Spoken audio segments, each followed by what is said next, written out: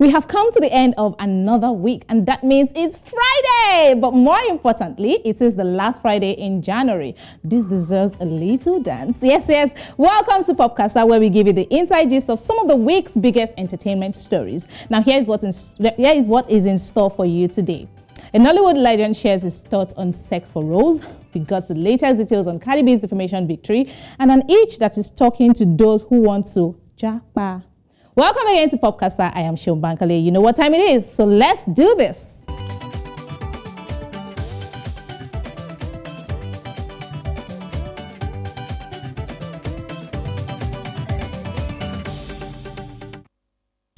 Welcome back to Kasa. So as usual, I am not alone today. Joining me for the first time on Kasa is the lovely Jumbug. Hi. Welcome to Kasa. She is a Nigerian media personality, and of course, she's a fine girl, as you can see, looking all radiant. Thank you. Welcome How to the show. I'm very well. How are you? I'm okay. And of course, you know my guy, my right-hand guy. Trust Troy is also with me, ladies and gentlemen. Yes, I'm here. How are you? I'm fine, thank you. You look like you've been up and about all day. I have been up and Let me about expose your secret on air.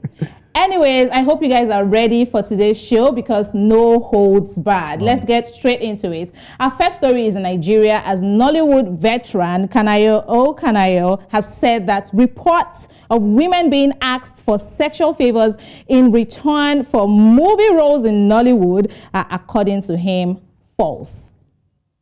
The movie star made this known via his Instagram page during the week. In his post, Kanayo says, "When you hear of sex for roles in Nollywood, please do not believe all you are told. Many of the girls are not working hard to live up to the roles they are cast for. Quite a shame," end of quote. Now, the issue of sex for roles has remained one of the most controversial topics in Nollywood for years.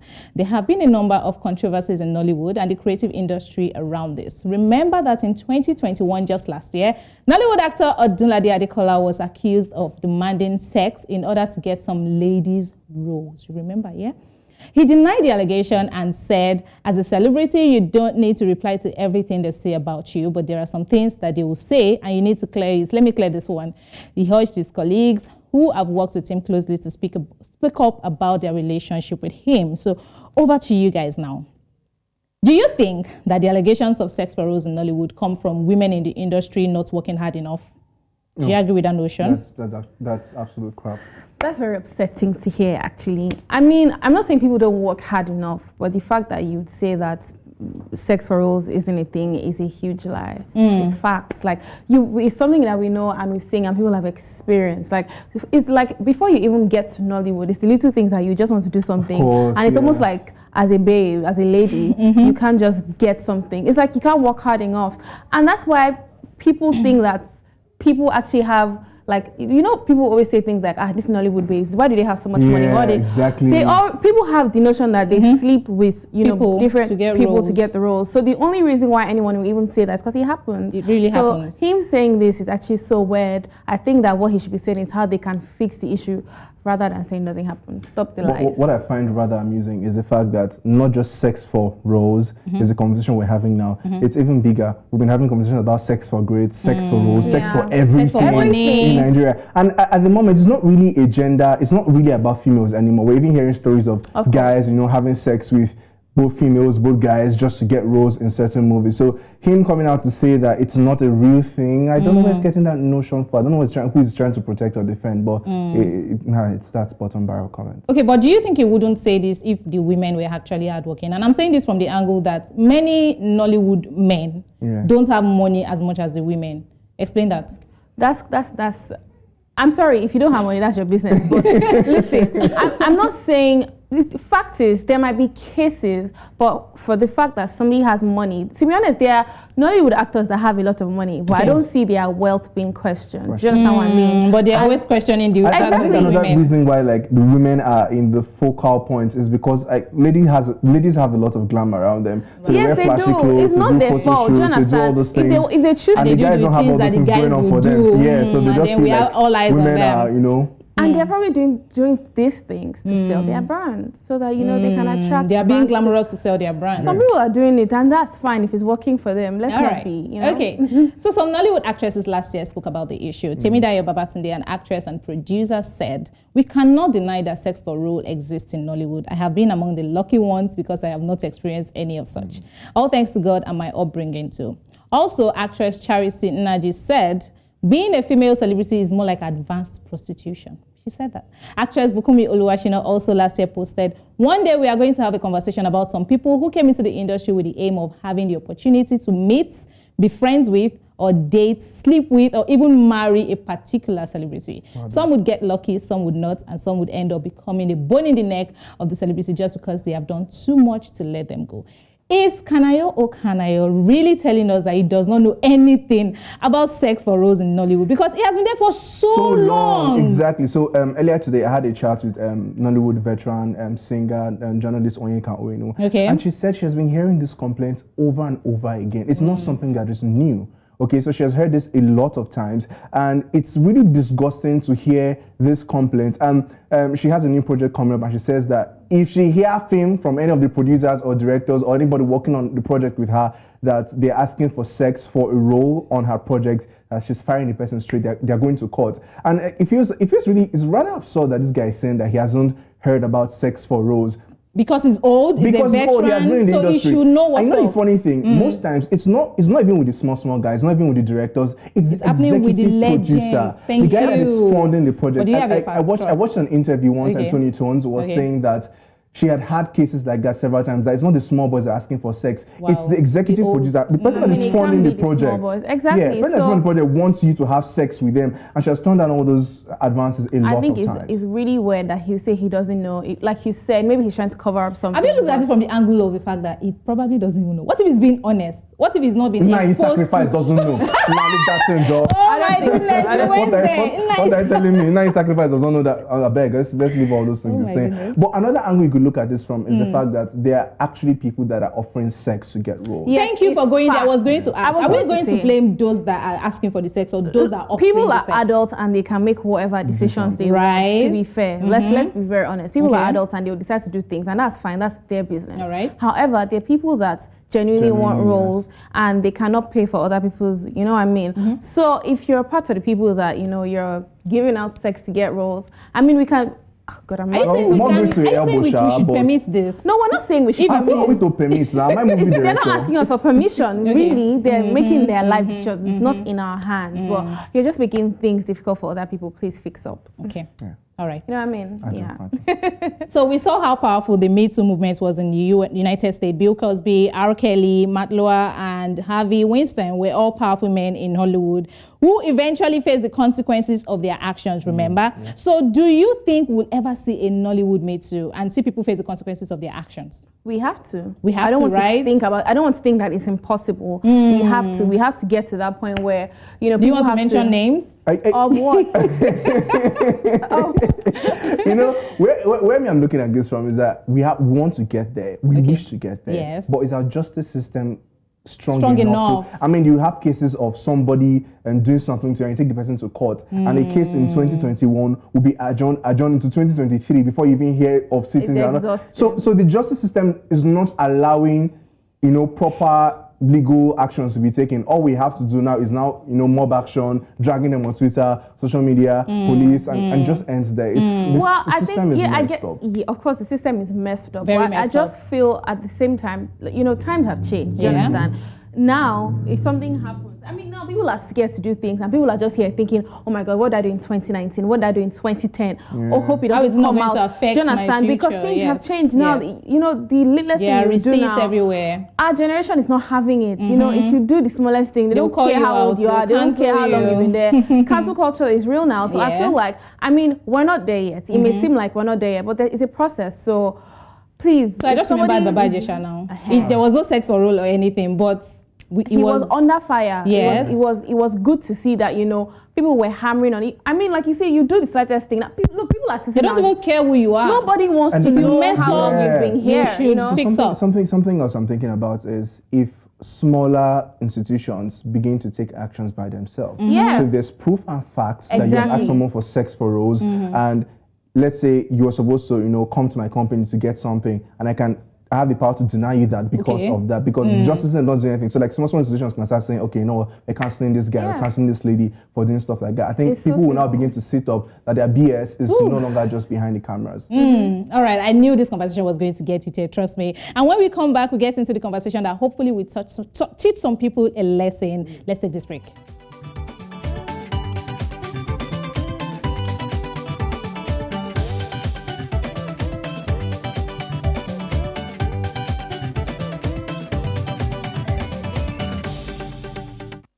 Welcome back. You're watching Kasa on News Central, and I have Jumbug and Trust in the building.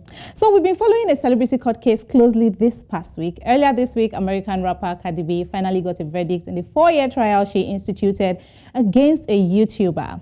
Tasha K, real name Latasha Kebe, is to pay more than $1 million for defaming Cardi B by posting false rumors. During the trial, Cardi testified that she felt suicidal in the wake of Kebe's videos and said that only an evil person could do what the blogger did. Here's the breakdown of the over $4 million Cardi won this week.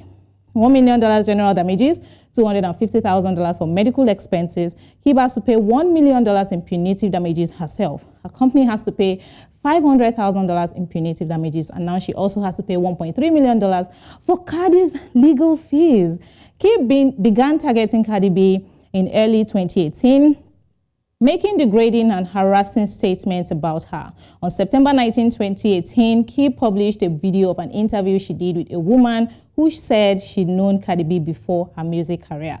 The video included the false, malicious, and defamatory statements that Cardi B was a prostitute, has herpes, and had suffered outbreaks on her mouth and used cocaine. Shortly after the video was published, Cardi B's lawyer sent a cease and desist letter to Kebe demanding its immediate removal.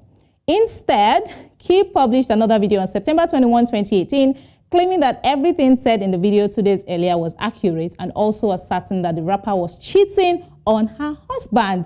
Now, wow, real go-bay going on there. So when you heard the details of this case and the things Kebe was saying about Cardi, what did you think, Trust? See, people in this life, lots of people don't have sense. A lot of people are crazy. So it's your full chest. No. It's Thank true you. now. No, bring it on. It's true now. Now look at the facts of this case. You said someone has herpes. Like, why do you want having the sexual intercourse with her? Like, how do you know that she had herpes?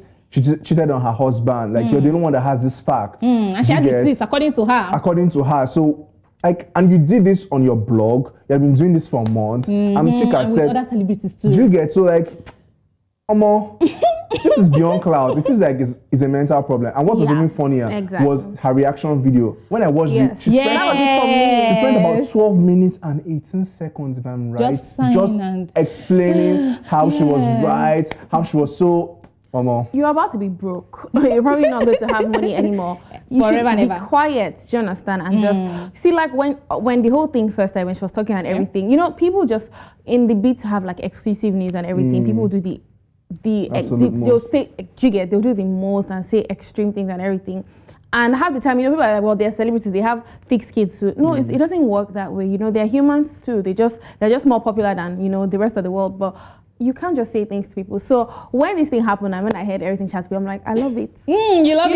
You know how everybody's like, like we just said now that social media is coming a tool to like, call people out and hold people responsible for things. It's easy too. However, some people now think that I'm in my house, come and beat me, that kind of thing. I can say what I like. I love how she's going to have to face all these things, because honestly, you can't just say things about people and think that, okay, it's cool because I'm a blogger. You know who I pity? Is her husband. Right. Just to get a ring now. And you are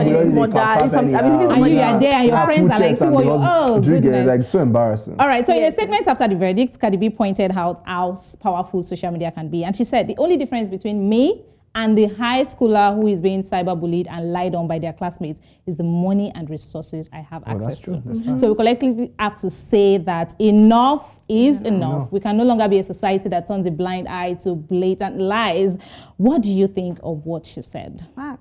She's very that social media correct. is it too. Yeah, I mean, like sometimes you know how, and man, people always bully people so much, like it's unnecessary. Like somebody can wear something, for example, and then, I mean, you've seen it, it's funny, laugh in your house, do you understand? Or just relax, and then you go on and on and on. The fact that you now need to make a comment, there's that no is need, nasty, like, you don't even know what people are going through, and you don't know what that comment is going to you know, do to the person, and how it's going to hit the person. So everything Cardi B has said is facts. Like, cyberbullying is terrible. So you guys agree that Kebe is going to learn from this, because she's claiming that there's some kind of conspiracy. This one, they like who go feeling. She She actually acts like a lunatic, because that reaction video was not necessary. And I'm disappointed in the person that helped her to shoot it, because someone was there. The person was saying, we are live. She wrote a speech, like she was She reading has a speech team for 12 now. minutes. I saw it. If anything, she's supposed to be like, you know what, I'm so sorry. Maybe even I've learned from this. maybe they'll even say, okay, this particular fee will drop drop this one, don't pay this one. She said she has learned from it now, that she and her husband and her lawyers, they fought so hard that they were prepared for this. They knew that this was going to happen. But the machine, she was referring to Cardi as the machines that are trying to make me lose myself. That has money and resources. Okay, so let's play devil's advocates right now. Assuming there's truly a conspiracy, how do you think that went? Conspiracy as she's saying that there's a conspiracy against her by Cardi and her lawyers. Let's be on our side for 1 minute. But bullying is not valid. We are not trying to permit bullying and everything, but Auntie said there's a conspiracy against her. Let's kind of say that. In the grand scheme of things, she doesn't matter. Yeah, she doesn't. Like, she has plenty subscribers. No wahala. But none of them are going to pay the money we have now. Nollywood KK has plenty of followers. New Central has plenty of followers on IG, on this thing too. But in the grand scheme of matter, she doesn't matter. You're bullying people outrightly. Yeah. And I just feel like this kind of thing, like this whole law thing can work in Nigeria, whereby we can begin to hold people really accountable. I can't wait. If you want to think about it, look at Maduka Okoye from AFCON. These guys are just finished. Like, they gave their sweat and blood for Nigeria. It's not his fault that he's a fine boy. It's not his fault that one, it was very painful. Let's not go there, guys. Let's not even go there. So before we wrap things up for today, let's get to our H. Now, who knew that there was something like jackpot compatibility? Have you heard of it before? Jackpot compatibility. Okay, so that's a new phrase on Twitter. A Twitter user at Nati_best tweeted, jackpot compatibility is fast becoming a key factor in choosing a life partner. It was the reply that actually got people laughing. At Oluswichi20 replied and said, absolutely important, because I can't be planning jackpot and then my babe is planning to have a shop inside Ikeja. That actually got me bullying. So what do you guys think about this? Darling. Yes, darling. We're all about compatibility in 2022. Including jackpot compatibility. So it's not more AA, it's not more jello type or blood group. But this has beyond that. This has been in the conversation. It's actually so important. Like, So jackpot, wait first. Yeah. Let's establish this the very way. Jackpot is now a future endeavor. It's not an ambition. You have to think about it. You have to think about your kids. And you think about it so much that it determines who your partner will be. You have to have a conversation with your partner. I feel like I've had this conversation. No, I'm not even joking. Before this tweet came out, I had this conversation with someone. Like, so this is your voice. They were writing on your behalf. Funny thing is, this was not my reply. Right. Because whether we like it or not, a lot of people want to leave the country, but not everybody wants to leave. So it's like, so if you're seeing someone and the person is like, look, I'm aiming low. I'm going. I'm out. Jackpot. And the other person is like, okay, cool, but I'm not really into it. There are people that want to. We all want the best. I don't know about you. I don't know about that. I plan to, jackpot. Look at me. I'm jackpot material now. Come on. Can we not deny that there are people would rather have so much money and be in their country and travel at will whenever they want. Yeah, that's how some people are. Yes. But they just want to be able to go and come back. It makes sense that I can get married to somebody who has like a British passport or an American passport, a Canadian passport. So you can when you're pregnant by yourself, you can travel, go and give birth to the kids there. Trust, you look like someone that wants to marry one whitey. Not whitey. I say I want to marry black. Anybody, just have jackpot, have sense. Yeah, so these are conversations to have. So in case your partner doesn't want to jackpot, like, you break up. We'll come. I know now. Okay, what do you say? Violence. Come on, that's extreme now. We can build towards. Well, hey, let's give an advice to people. But anyways, I love my fatherland, child. Right. But then we still need to explore the places. Okay, so you need to confirm that your partner wants to jackpot, and if they don't want to jackpot, Jumbug said don't break up, or just have a conversation with them. Just try to influence them. Try to push it on them. But if they, I'm saying if you can do long distance.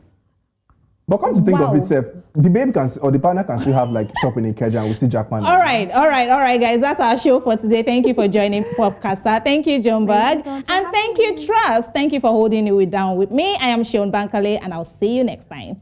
Bye.